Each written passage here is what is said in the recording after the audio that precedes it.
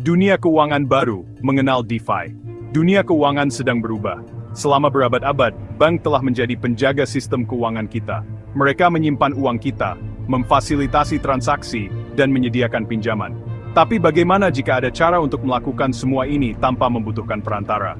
Inilah janji Decentralized Finance, atau DeFi. DeFi menggunakan kekuatan teknologi blockchain, teknologi yang sama yang mendukung cryptocurrency seperti Bitcoin dan Ethereum. Alih-alih bergantung pada lembaga terpusat, transaksi DeFi diatur oleh kode, yang dikenal sebagai smart contract, yang dijalankan secara otomatis ketika kondisi tertentu terpenuhi. Ini menciptakan sistem keuangan yang transparan dan terbuka, yang dapat diakses oleh siapa saja yang memiliki koneksi internet. Bayangkan dunia di mana Anda dapat meminjam dan meminjamkan uang langsung dari individu lain, memperdagangkan aset tanpa perlu broker, dan mendapatkan bunga dari tabungan Anda tanpa melalui bank. Inilah potensi DeFi. Ini mewakili perubahan mendasar dalam cara kita berpikir dan berinteraksi dengan layanan keuangan. Namun, seperti teknologi baru lainnya, DeFi bukannya tanpa risiko. Memahami risiko ini sangat penting sebelum terjun ke dunia baru yang menarik ini. DeFi beraksi menjelajahi dunia protokol terdesentralisasi.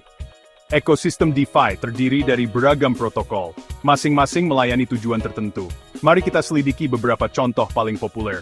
Uniswap, platform pertukaran terdesentralisasi ini, memungkinkan pengguna untuk menukar cryptocurrency langsung dari dompet mereka, menghilangkan kebutuhan akan pertukaran terpusat. Ia beroperasi berdasarkan prinsip Automated Market Makers, atau AMM, di mana harga ditentukan oleh algoritma dan kumpulan likuiditas. AAV adalah platform pinjaman. Pengguna dapat menyimpan aset kripto mereka dan mendapatkan bunga, sementara yang lain dapat meminjam aset ini dengan memberikan jaminan. Suku bunga ditentukan secara algoritmik, berdasarkan penawaran dan permintaan. Compound, mirip dengan Aave, Compound adalah protokol pinjaman lainnya. Ini memungkinkan pengguna untuk mendapatkan bunga dari kepemilikan kripto mereka, atau mengambil pinjaman dengan jaminan. Compound dikenal dengan token tata kelolanya, COMP, yang memberi pemegang hak suara pada peningkatan protokol. Ini hanyalah beberapa contoh dari banyak protokol inovatif yang beroperasi dalam ruang DeFi. Seiring ekosistem terus berkembang, kita dapat berharap untuk melihat aplikasi teknologi ini yang lebih kreatif. Langkah pertama Anda ke DeFi, menghubungkan dan menjelajahi. Memulai dengan DeFi lebih mudah dari yang Anda kira. Salah satu cara paling mudah diakses adalah melalui dompet Web3 seperti MetaMask.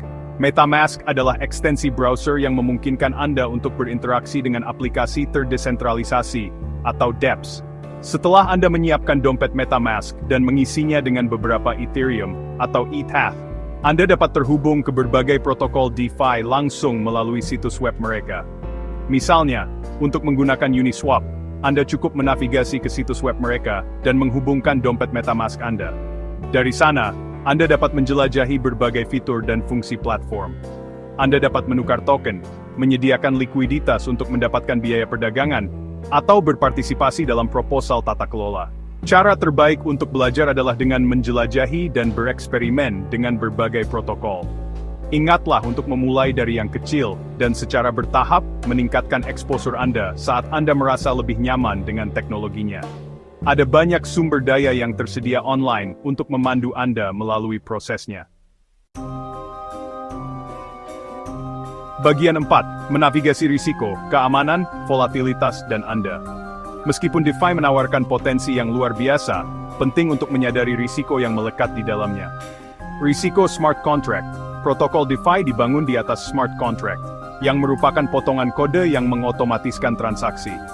Namun, smart contract dapat rentan terhadap bug dan eksploitasi, yang berpotensi menyebabkan hilangnya dana. Volatilitas pasar, nilai cryptocurrency dapat berfluktuasi secara signifikan. Volatilitas ini dapat memengaruhi nilai investasi DeFi Anda, terutama dalam protokol pinjaman di mana jaminan diperlukan. Impermanent loss. Risiko ini khusus untuk penyedia likuiditas dalam protokol berbasis AMM. Impermanent loss terjadi ketika harga aset yang Anda berikan likuiditas berubah relatif satu sama lain. Sebelum berinvestasi dalam protokol DeFi apapun, teliti proyek secara menyeluruh, pahami risiko yang terlibat, dan hanya investasikan apa yang Anda mampu untuk kehilangan.